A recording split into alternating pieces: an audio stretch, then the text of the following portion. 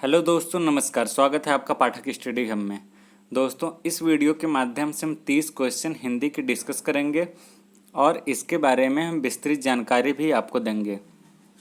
यदि आपको वीडियो अच्छा लगे तो वीडियो को लाइक ज़रूर करें और अधिक से अधिक मित्रों में शेयर करें। तो चलते हैं, वीडियो की शुरुआत करते हैं। पहला क्वेश्चन है, सखिन सहित हर्षि अतिरानी सूखत धानु पराजनु पानी। इस पंक्ति में अलंकार है, तो इसका आंसर है ऑप्शन सी, उत्प्रेक्षा अलंकार। उत्प्रेक्षा अलंकार वहाँ पे होता है जब उपमेय में उपमान की संभावना की जाती है, वहाँ पर उत्प्रेक्षा अलंकार होता है। इसको हम पहचानते कैसे हैं? जैसे जो वाक्य रहेगा उसमें मनु, मानो, मनहु, जनु, जनहु, जानो, ज्यों, ये सब शब्द आते हैं तो हम पहचान जाते हैं कि उत्प्रेक्षा अलंकार है।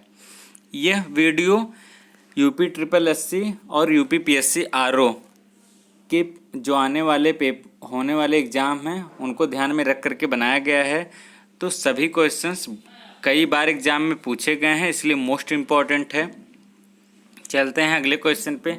अगला क्वेश्चन है, पूर्वी हिंदी विकसित हुई है, तो इसका आंसर है ऑप्शन बी, अर्धमागधी अपभ्रंश से। अर्धमागधी जो अपभ्रंश है उससे पूर्वी हिंदी विकसित हुई है। पूर्वी हिंदी के ही अंतर्गत जो आने वाली बोलियां हैं अवधी, बघेली, छत्तीसगढ़ी, ये 3 प्रकार की जो बोलियां हैं यह अर्धमागधी अपभ्रंश से विकसित पूर्वी हिंदी के अंतर्गत आती हैं। इसे हम ट्रिक से भी याद करते हैं, जैसे ABC करके याद कर सकते हैं, अवधी, बघेली, छत्तीसगढ़ी। चलते हैं अगले क्वेश्चन पे। अगला क्वेश्चन है, भारत में आर्य भाषा का प्रारंभ कब हुआ? तो इसका आंसर है ऑप्शन बी, 1500 ईसा पूर्व के आसपास। तो भारत में आर्य भाषा का प्रारंभ 1500 ईसा पूर्व के आसपास हुआ। इसे प्राचीन हिंदी का आरंभिक काल भी माना जाता है। चलते हैं अगले क्वेश्चन पे। अगला क्वेश्चन है, जलध में कौन सा समास है? तो इसका आंसर है ऑप्शन बी, तत्पुरुष। जलध शब्द में तत्पुरुष समास है। तत्पुरुष समास में जो पहला पद है वह गौड़ होता है और अंतिम पद की प्रधानता होती है, यही तत्पुरुष समास होता है। चलते हैं अगले क्वेश्चन पे। अगला क्वेश्चन है, पढ़ रहा था, इसमें कौन सी क्रिया है? तो इसका आंसर है ऑप्शन ए, संयुक्त क्रिया। पढ़ रहा था में संयुक्त क्रिया है, और जब क्रिया 2 या 2 से अधिक धातुओं के योग से बनकर नया अर्थ देती है, यानी किसी एक ही क्रिया का कार्य करती है, तो वह संयुक्त क्रिया कहलाती है। चलते हैं अगले क्वेश्चन पे।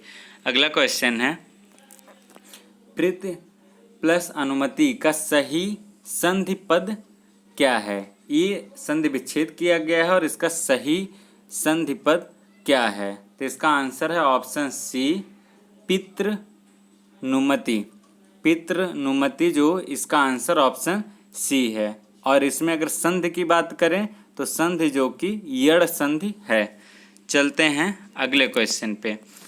अगला क्वेश्चन है, दूध का पर्यायवाची शब्द क्या होगा? तो इसका आंसर है ऑप्शन ए, स्तन्य। दूध का पर्यायवाची शब्द जो है स्तन्य होगा। और भी इसके पर्यायवाची होती हैं, जैसे पेय, क्षीर, दुग्ध, पीयूष, अमृत और स्तन्य हमने आपको बताया ही है।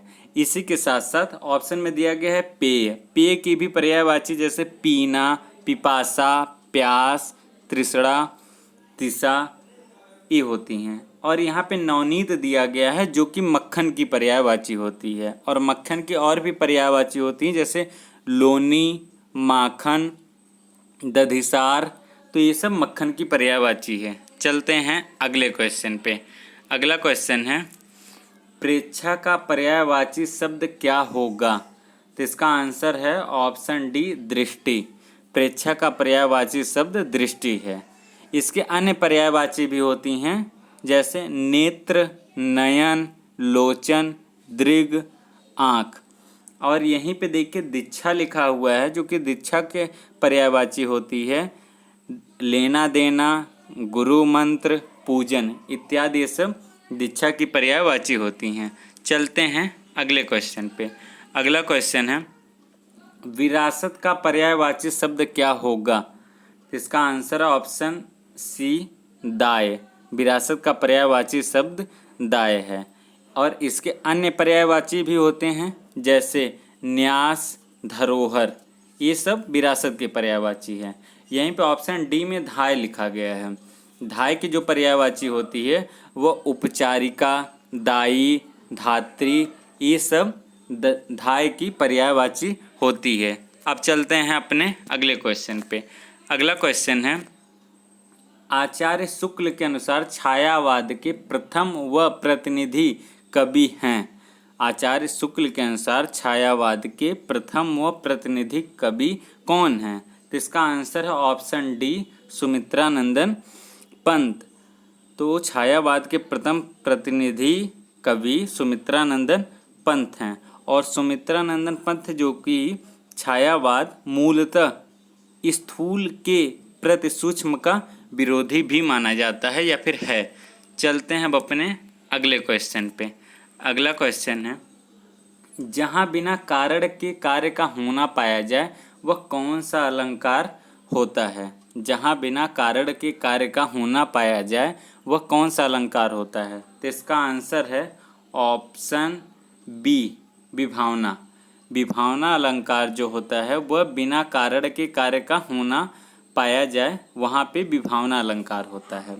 इसी का एक एग्जाम्पल होता है जैसे बिनु पग चले सुनय बिनु काना, कर बिनु कर्म करे विधि नाना, आनन रहित सकल रस भोगी, बिनु वाणी वक्ता बड़ जोगी। ये एग्जाम्पल कई बार पूछा गया है कि इसमें कौन सा अलंकार है, इसलिए हमने इस एग्जाम्पल को साथ में चुना है। इसमें क्या है कि वह बिना पैरों के चलता है। बिनु पग चले सुने बिनु काना, बिना पैरों के चलता है, बिना कानों के सुनता है। अब इसमें देखा जाए कारण के अभाव में कार्य होने का, अब कान नहीं है फिर भी सुना जा रहा है, तो कारण के अभाव में कार्य होने से यहाँ विभावना अलंकार है। चलते हैं हम अपने अगले क्वेश्चन पे। अगला क्वेश्चन है रस सूत्र के जनक माने जाते हैं। तो इसका आंसर है ऑप्शन ए भरत मुनि। भरत मुनि जो कि रस सूत्र के जनक माने जाते हैं। चलते हैं अब अपने अगले क्वेश्चन पे। अगला क्वेश्चन है संतो भाई आई ज्ञान की आधी रे पंक्ति में कौन सा अलंकार है? संतो भाई आई ज्ञान की आधी रे पंक्ति में कौन सा अलंकार है? तो इसका आंसर है ऑप्शन सी रूपक। जो कि उपयुक्त पंक्ति जो दी गई है संतो भाई आई ज्ञान की आधी रे, इसमें रूपक अलंकार है। रूपक अलंकार वहाँ पे होता है जहाँ उपमेय पर उपमान का आरोप किया जाए, उस अलंकार को हम रूपक अलंकार कह सकते हैं। यानी उपमेय उपमान में कोई अंतर न दिखता हो, वहाँ पे रूपक अलंकार होता है। चलते हैं अगले क्वेश्चन पे। अगला क्वेश्चन है साधारणीकरण और व्यक्ति वैचित्रवाद निबंध के लेखक हैं। तो इसका आंसर है ऑप्शन बी डॉक्टर नागेंद्र। साधारणीकरण और व्यक्ति वैचित्रवाद के लेखक, निबंध के लेखक जो हैं डॉक्टर नागेंद्र हैं। चलते हैं अब अपने अगले क्वेश्चन पे। अगला क्वेश्चन है छायावाद को प्रतिबिंबवाद किसने कहा? तो इसका आंसर है ऑप्शन सी रामविलास शर्मा। तो छायावाद को प्रतिबिंबवाद रामविलास शर्मा जी के द्वारा कहा गया। चलते हैं अब अपने अगले क्वेश्चन पे। अगला क्वेश्चन है स्वर्ग बनाया है जो मैंने उसे न बिकल बनाओ, अरे अप्सरे उस अतीत के नूतन गान सुनाओ। यह पंक्ति कामायनी की किस सर्ग से ली गई है? ये सभी क्वेश्चंस पूछे गए हैं, तो ध्यान रखना है कि अगर सर्ग भी पूछा जा रहा है इसलिए एकदम ध्यान से हर चीज़ों को पढ़ें, हर चीज़ों को थोड़ा डीपली पढ़ने की कोशिश करें। तो इसका आंसर है ऑप्शन ए कर्म सर्ग से। कर्म सर्ग से जो कि ये जो उपयुक्त पंक्ति है यह ली गई है। और इसी के साथ साथ अगर कामायनी की हम बात करें तो कामायनी के रचयिता जो हैं जयशंकर प्रसाद जी हैं। चलते हैं अगले क्वेश्चन पे। अगला क्वेश्चन है, आचार्य रामचंद्र शुक्ल का हिंदी साहित्य में किस विधा में प्रवेश हुआ? तो इसका आंसर है ऑप्शन ए, आलोचना विधा में। आचार्य रामचंद्र शुक्ल का प्रवेश साहित्य के आलोचना विधा में हुआ। चलते हैं अगले क्वेश्चन पे। अगला क्वेश्चन है, रीति काल को श्रृंगार काल की संज्ञा किसने दी है? रीति, इसका आंसर है ऑप्शन ए, विश्वनाथ प्रसाद मिश्र जी ने रीति काल को श्रृंगार काल की संज्ञा दी है। इसी के साथ साथ यदि इन्होंने रीति काल को श्रृंगार काल कहा है तो रमा शंकर शुक्ल ने रीति काल को कला काल और मिश्र बंधु ने इस काल को मतलब रीति काल को अलंकार काल और हजारे प्रसाद द्विवेदी, राम कुमार वर्मा, आचार्य रामचंद्र शुक्ल ने इसे रीति काल ही कहा है। तो इतनी जानकारी इस क्वेश्चन से मिली। चलते हैं अब अपने अगले क्वेश्चन पे। अगला क्वेश्चन है, निम्नलिखित में से किस मुसलमान कवि की रचना प्रेम चिंगारी है? तो इसका आंसर है ऑप्शन डी, नजफ अली। जो कवि हैं वो नजफ अली हैं, जिनकी जो रचना है प्रेम चिंगारी है। प्रेम चिंगारी सूफी सिद्धांत की साधना का विवरण प्रस्तुत करती है। और इसी में देखिए यहाँ पे ऑप्शन है जायसी, मतलब मलिक मोहम्मद जायसी जी ने पद्मावत की रचना की है। कई बार एग्जाम में पूछा गया है कि पद्मावत की रचना किसने की है, तो मलिक मोहम्मद जायसी। इसी के साथ साथ नूर मोहम्मद यहाँ पे दिया गया है, इन्होंने इंद्रवती की रचना की है। और शेख नबी ने ज्ञानदीप की रचना की है। तो इस सब से आपको अधिक से अधिक जानकारी मिली। अब चलते हैं अगले क्वेश्चन पे। अगला क्वेश्चन है, भारतीय वृत्ति का संबंध किस रस से है? भारतीय वृत्ति का संबंध किस रस से है? तो इसका आंसर है ऑप्शन सी, अद्भुत। भारतीय वृत्त रस का संबंध अद्भुत रस से है। जब किसी काव्य में आश्चर्यजनक वर्णन उत्पन्न होता है वहाँ अद्भुत रस होता है। और इसका स्थायी भाव अक्सर पूछ लिया जाता है, तो इसका स्थायी भाव जो है विस्मय या फिर आश्चर्य होता है। चलते हैं अगले क्वेश्चन पे। अगला क्वेश्चन है, सौ शिवधनु मृणाल की नाई, तोरहु राम गणेन गोसाई। इस पंक्ति में किस अलंकार का प्रयोग है? तो इसका आंसर है ऑप्शन डी, उपमा अलंकार। जो पंक्ति दी गई है इसमें उपमा अलंकार है। और उपमा अलंकार को अगर हम पहचानने की बात करें तो जहाँ रूप, रंग, गुण आदि किसी उभयनिष्ठ धर्म के कारण किसी वस्तु की दूसरी वस्तु से श्रेष्ठ अथवा अधिक प्रसिद्ध वस्तु से समानता दिखाई जाती है, वहाँ पे उपमा अलंकार होता है। और इसको हम ऐसे, जैसे अगर ट्रिक से बात करें तो कैसे पहचानते हैं, उसमें ज्यों, सम, सा, सी, तुल्य, नाई ये सब आता है। तो इस चीज़ से हम पहचान लेते हैं कि उपमा अलंकार है। चलते हैं अब अपने अगले क्वेश्चन पे। अगला क्वेश्चन है, हिंदी साहित्य में राम काव्य के मुख्य प्रेरणा स्रोत हैं। राम काव्य के मुख्य प्रेरणा स्रोत कौन है? तो इसका आंसर है ऑप्शन सी, स्वामी रामानंद। हिंदी साहित्य में राम काव्य के मुख्य प्रेरणा स्रोत स्वामी रामानंद जी हैं। चलते हैं हम अपने अगले क्वेश्चन पे। अगला क्वेश्चन है, निम्नलिखित में से कौन सा संयुक्त स्वर है? संयुक्त स्वर है, इसी के साथ साथ संयुक्त व्यंजन भी आते हैं। तो हम संयुक्त स्वर की यहाँ पे बात कर लें। संयुक्त स्वर इसमें से कौन सा है? तो इसका आंसर है ऑप्शन डी, ए, ऐ, ओ, औ, जो कि संयुक्त स्वर है। अगर ए की बात करें तो अ प्लस छोटी ई, इनसे मिल करके ए बना है। ऐ की बात करें तो अ प्लस ए, इन दोनों से मिल करके ए बना है। ओ की बात करें तो अ प्लस छोटा ऊ से मिल करके ओ बना है। और औ की बात करें तो अ प्लस ओ मिल करके औ बना है। इस प्रकार ए, ऐ, ओ, औ संयुक्त स्वर हैं। चलते हैं अब अपने अगले क्वेश्चन पे। अगला क्वेश्चन है, मानक हिंदी का आधार क्या है? मानक हिंदी का आधार क्या है? तो इसका आंसर है ऑप्शन ए, खड़ी बोली। खड़ी बोली जो कि मानक हिंदी का आधार है। चलते हैं अगले क्वेश्चन पे। अगला क्वेश्चन है, शक्ति को सकती कहना किस प्रकार के उच्चारण दोष का उदाहरण है? तो इसका आंसर है ऑप्शन बी, स्वर भक्ति। शक्ति को सकती कहना किस प्रकार का उच्चारण दोष है? तो ये स्वर भक्ति प्रकार का है। अगर हम इसी के बारे में अच्छी तरीके से पढ़ें तो संयुक्त व्यंजन के बीच में जो स्वर लाने की घटना, जैसे यहाँ पे आधा क है लेकिन यहाँ पे पूरा क बनाया गया है, तो जो बीच में स्वर लाने की घटना होती है यह स्वर भक्ति कहलाती है। और इसी के साथ साथ ऑप्शन में स्वर लोप दिया गया है, तो जब स्वर का लुप्त हो जाना स्वर लोप कहलाता है। जैसे यहाँ पे शक्ति होता और इसे शक्ति पढ़ा जाता तो यहाँ पे स्वर लोप होता, ठीक है।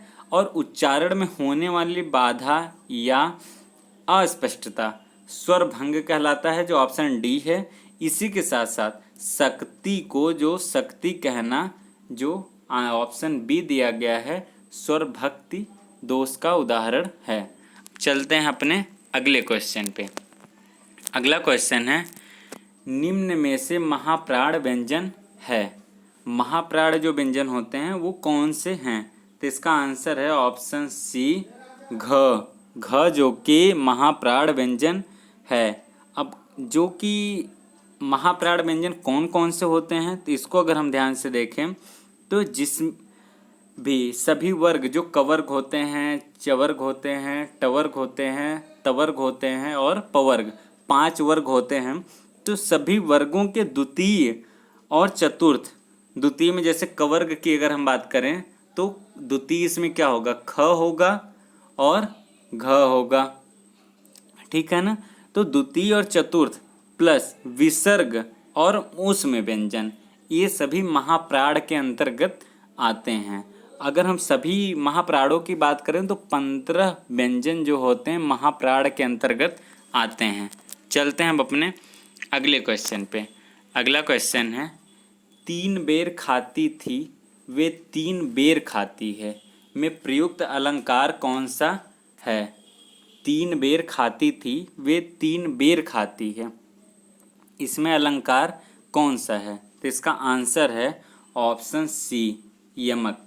ये कई बार एग्जाम में पूछा गया है और एग्जाम्पल यही रखा जाता है, 3 बेर खाती थी वे 3 बेर खाती है। अगर हम इसमें बात करें तो यमक अलंकार है।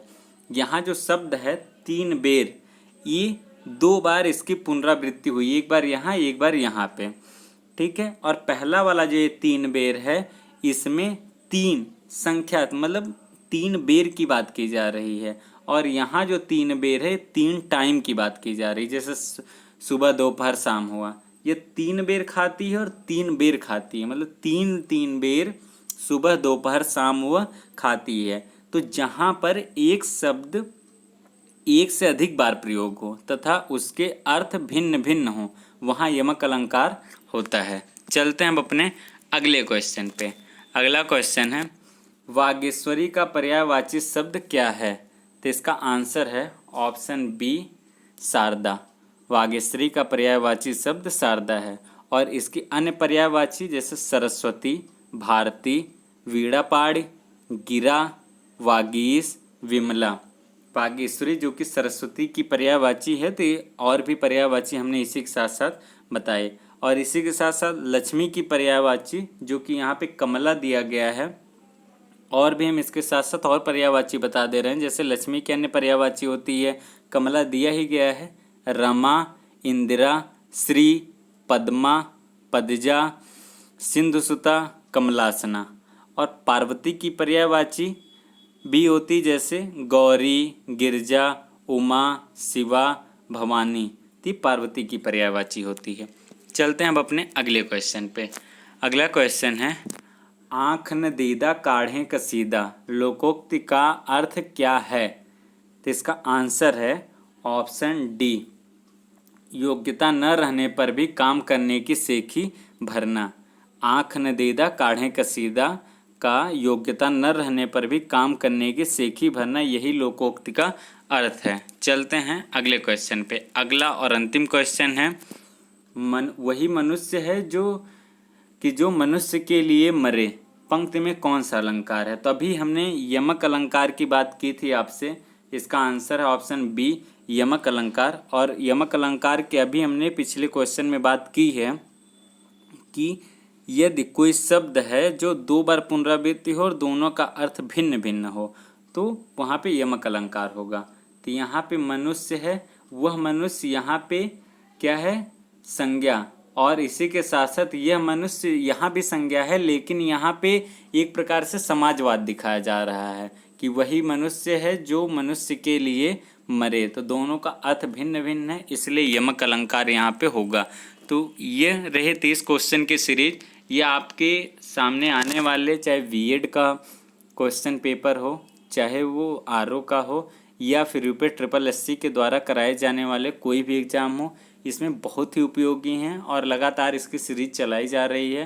तो आप हमारे चैनल से लगातार जुड़े रहें। यदि आपने चैनल सब्सक्राइब नहीं किया है तो चैनल को सब्सक्राइब कर लें और बेल आइकन को ज़रूर दबा दें, जिससे कि हम कोई भी वीडियो अपलोड करें तो सबसे पहले नोटिफिकेशन आपको प्राप्त हो। इसके साथ साथ यदि आपको ये वीडियो अच्छा लगा हो तो वीडियो को लाइक ज़रूर करें और अधिक से अधिक शेयर करें। धन्यवाद।